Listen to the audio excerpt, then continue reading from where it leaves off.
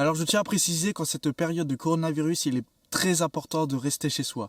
Là, moi, je suis en extérieur parce que j'ai beaucoup de chance d'être en pleine forêt. J'ai 3 hectares de terrain, ma maison, elle est juste là. Du coup, je ne vais croiser personne, je suis dans ma forêt. Mais ceux qui sont en ville, c'est pas marrant pour vous, mais vous sauvez des vies si vous restez chez vous. Alors s'il vous plaît, restez chez vous. Une grande pensée à ceux qui le font alors qu'ils ont de petits mètres carrés et une grande pensée à tous ceux qui combattent le virus en première ligne. Salut tout le monde, ça fait longtemps et voici un nouvel épisode d'Histoire et Légende. Aujourd'hui, nous allons voir comment des êtres vivants parfaitement éloignés peuvent avoir la même idée dans une même période de temps. Générique.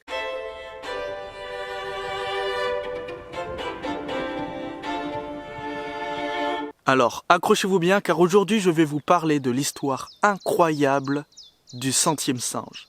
Une espèce de singe japonais, plus précisément le macaque japonais, a été étudié pendant une période de 30 ans à l'état sauvage. Nous sommes en 1952, sur l'île de Koshima.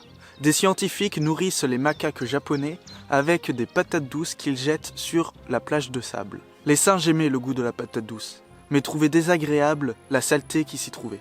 Une femelle de 18 mois a eu l'incroyable idée de prendre sa patate douce et de la nettoyer dans la rivière d'à côté.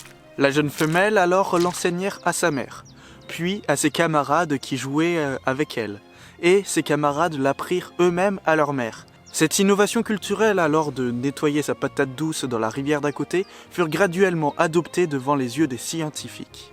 De 1952 à 1958, c'est tous les jeunes singes de l'île de Koshima qui nettoyèrent leurs patates douces dans la rivière d'à côté pour la manger toute propre. Seul un petit nombre de singes adultes qui imitèrent leurs enfants apprirent cette nouvelle façon de faire. Alors, à l'automne 1958, un certain nombre de singes lavèrent leurs patates douces. Le nombre exact de ces singes est inconnu. Mais pour illustrer, nous disons qu'un matin, sur cette île de Koshima, il y avait 99 singes qui lavaient leurs patates douces. Nous supposons alors qu'un peu plus tard dans la matinée, il y avait un 100e singe qui lavait ses patates.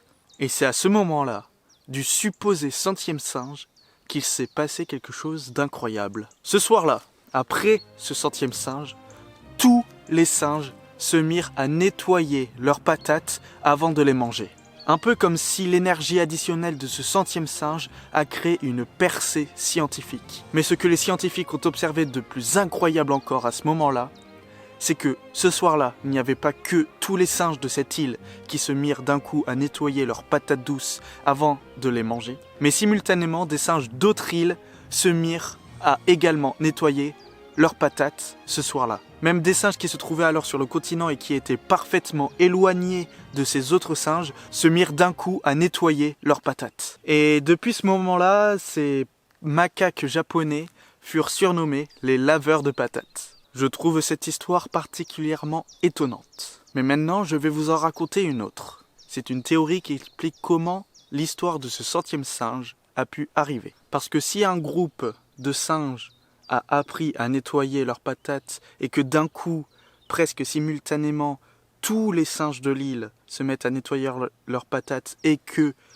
sur des îles éloignées, des singes se mettent également à nettoyer leurs patates quasiment simultanément à l'autre île, alors ils ont imaginé un monde, il y aurait, pour ceux qui ont imaginé cette théorie, un monde à part au nôtre où voyagent nos idées. Ils ont nommé ce monde la noosphère ou l'idéosphère et qui engloberait la Terre de ses énergies.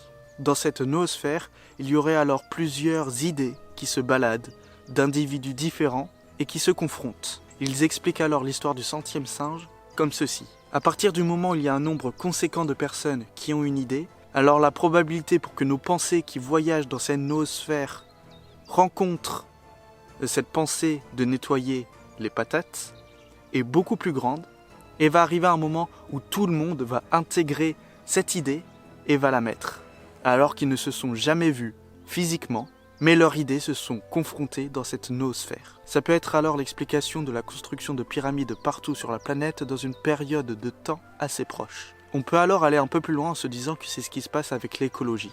Beaucoup de personnes, dans une période de temps courte, s'est mis d'un coup à mettre l'écologie dans une importance capitale, en particulier une jeune génération, un peu comme dans l'histoire du centième singe, où c'était d'abord de jeunes singes. Il y a, je trouve, de plus en plus de personnes qui se préoccupent de l'écologie, et ça a d'abord commencé par la jeune génération.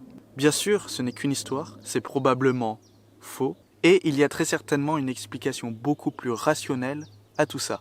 Mais nous ne sommes pas là pour rationaliser. Alors la prochaine fois que vous avez une idée ingénieuse, dites-vous que peut-être votre esprit a voyagé dans la noosphère et a trouvé cette idée chez une autre personne sur cette terre. Sur ce, n'oubliez pas que tout commence et tout finit par une histoire, et moi je vous dis à la prochaine!